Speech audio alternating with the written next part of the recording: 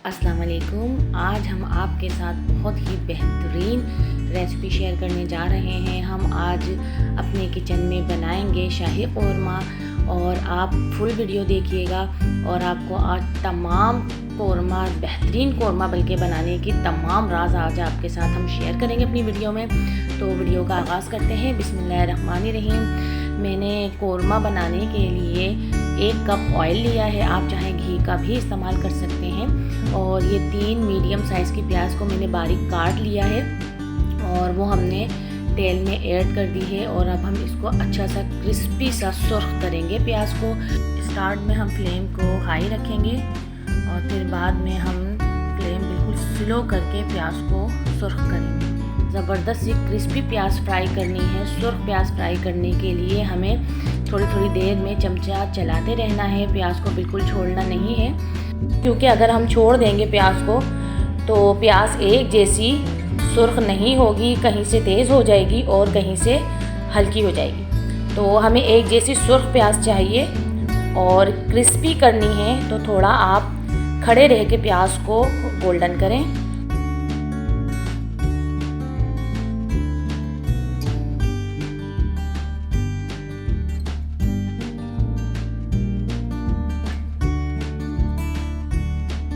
हमारी प्याज सुर्ख हो चुकी है बहुत ही ज़बरदस्त सी, और अब हम सारी प्याज को ऑयल में से निकाल लेंगे।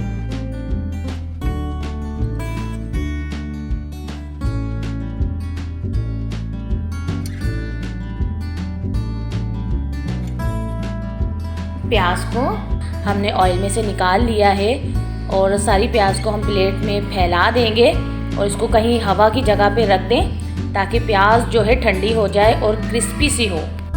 ये साबित गरम मसाला है, इसमें हमने लिए हैं हरी इलायची 6 से 7, बड़ी इलायची 2 और काली मिर्च साबित हमने लिए हैं 1 टीस्पून। इसके अलावा दालचीनी के टुकड़े हैं 4 हैं ये, और लौंगे लिए हैं हमने 7 से 8 अदद, और ये तेज़ पत्ता है 4 अदद। ये सारा हम खड़ा गरम मसाला अपने जो हमने प्याज ब्राउन की थी बचे हुए ऑयल में ऐड कर देंगे।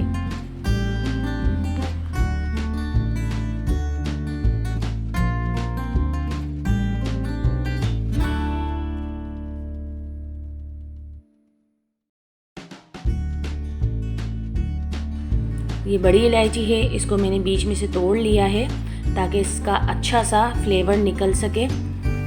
और इसके अलावा ये छोटी इलायची है, इसको भी मैंने इस तरह से बीच में से तोड़ लिया है ताकि इसका भी अच्छा सा अरोमा सारा हमारे कौरमे में आ सके। तो कभी भी बड़ी इलायची या छोटी इलायची को इस्तेमाल करें तो बीच में से उसको तोड़ लिया करें। खड़े गरम मसाले को ऑयल में फ्राई करेंगे और देखिए गरम मसाले की खुशबू आने लगी है। अब हम इसमें ऐड कर देंगे गोश्त को, और ये 1 kg गोश्त है, उसको हम अच्छे सा फ्राई कर लेंगे। गोश्त को इतना फ्राई करना है ऑयल में कि गोश्त का कलर चेंज हो जाए। मैंने हड्डी वाला गोश्त इस्तेमाल किया है। जब भी आप कौरमा बनाएं या बिरयानी बनाएं तो हड्डी वाला गोश्त इस्तेमाल करें तो जायका बहुत ज़्यादा बढ़ जाता है बानिस्बत बग़ैर हड्डी वाले गोश्त के।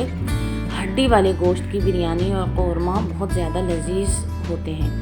तो देखिए बातों बातों में गोश्त भी अच्छा सा फ्राई हो गया है, गोश्त का कलर चेंज हो गया है। अब हम इसके अंदर मसाले ऐड कर देंगे। 2 टेबल स्पून हम इसके अंदर ऐड कर रहे हैं लहसुन अदरक का पेस्ट, और लहसुन अदरक के पेस्ट को भी हम गोश्त में भून लेंगे गोश्त के साथ साथ। बहुत ज़्यादा हमें लहसुन अदरक का पेस्ट नहीं भूनना, बस थोड़ा सा ही भूनना है। तो देखिए हमने लहसुन अदरक का पेस्ट भून लिया है। अब इसके साथ हम इसमें ऐड करने जा रहे हैं लाल मिर्च पाउडर 1 टेबल स्पून,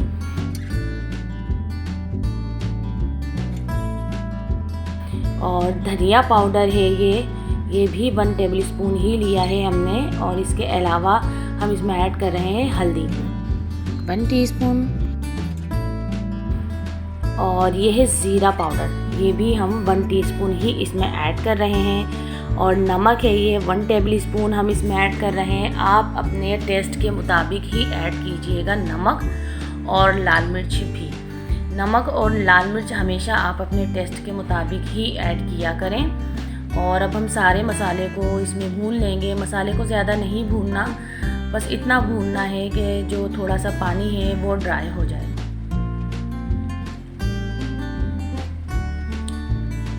और देखिए पानी ड्राई हो गया है और मसाला भी भुन गया है थोड़ी सी ही देर में, और बहुत ही अच्छी खुशबू आने लगी है अभी से ही किचन में। अब हम इसके अंदर ऐड कर देंगे 1 कप पानी, क्योंकि ये बीफ है इसको गलने में टाइम लगेगा, तो हमें इसमें 1 कप पानी लाजमी ऐड करना है। और अब हम इसको 40 मिनट के लिए ढककर स्लो आंच पे रख देंगे पकने के लिए।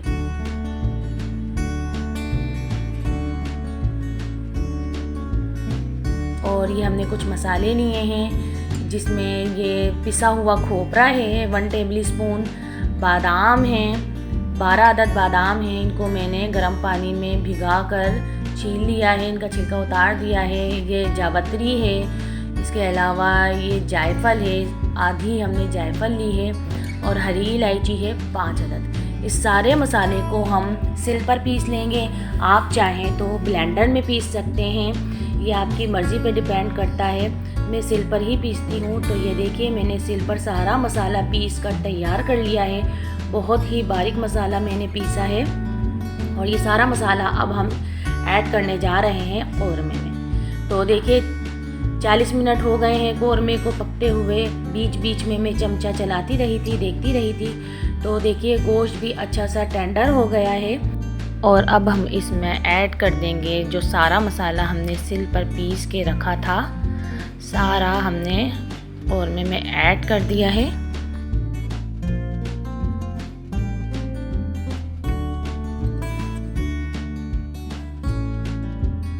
और ये हम इसमें ऐड कर रहे हैं दही। दही 1 कप है, उसको भी मैंने अच्छा सा फेंट के रख लिया था ताकि कोई गुठलियाँ ना रहें। और अब इस सब को हम अच्छे से कौरमे में मिक्स करके भुनाई करेंगे। कौरमे की इतनी भुनाई करेंगे कि जो अभी हमने दही ऐड किया है उसका सारा पानी ड्राई हो जाए। और इसके साथ ही हम इसमें ऐड कर रहे हैं जो हमने सुर्ख की थी। सबसे पहले हमने प्याज सुर्ख करके रखी थी आपके सामने, वो हम इसमें हाथों से चूरा करके ऐड कर रहे हैं। प्याज को बिल्कुल भी हमें पीसना नहीं है। पीस कर अगर हम डालते हैं इसको तो इसका जायका अलग होगा, और हाथों से चूरा करके अगर आप डालते हैं तो इसका जो अरोमा है वो अलग आएगा। मैं आपको बता नहीं सकती किस कदर प्यारी खुशबू आ रही है। आप मेरी ये रेसिपी स्टेप बाय स्टेप जिस तरह से मैंने आपको बताई है उसी तरह फॉलो करते हुए मेरी इस रेसिपी को आप बनाएं और मुझे ज़रूर अपना फीडबैक दीजिएगा।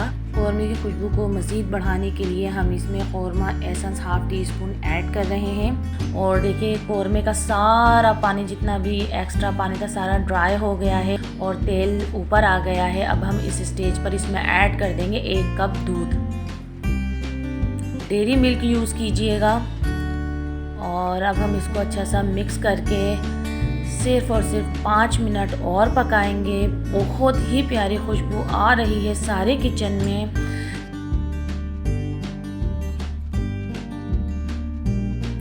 और भरपूर जायके और भरपूर खुशबुओं के साथ आज हमने शाही कौरमा रेडी किया है। देखिए किस कदर प्यारा कलर आया है, और जिस कदर ये देखने में प्यारा लग रहा है उससे कई ज़्यादा ये खाने में मज़ेदार होगा इंशाअल्लाह। आपको मेरी ये रेसिपी ज़रूर पसंद आएगी। तो मेरी आपको ये रेसिपी पसंद आए तो इसको लाइक कीजिएगा, शेयर कीजिएगा अपने फ्रेंड्स एंड फैमिलीज़ में। और मेरे चैनल को अगर आपने सब्सक्राइब नहीं किया है तो कर लीजिए। बेल आइकन का बटन प्रेस करना मत भूलिएगा ताकि मेरी हर नई इसी तरह की मज़ेदार और परफेक्ट रेसिपीज़ की नोटिफिकेशन आपको बर वक्त मिल सके। आइंदा इसी तरह की परफेक्ट और मज़ेदार रेसिपी आपके साथ शेयर करूँगी। दुआओं में याद रखिएगा। नेक्स्ट रेसिपी तक मुझे दीजिए इजाज़त। अल्लाह हाफ़िज़।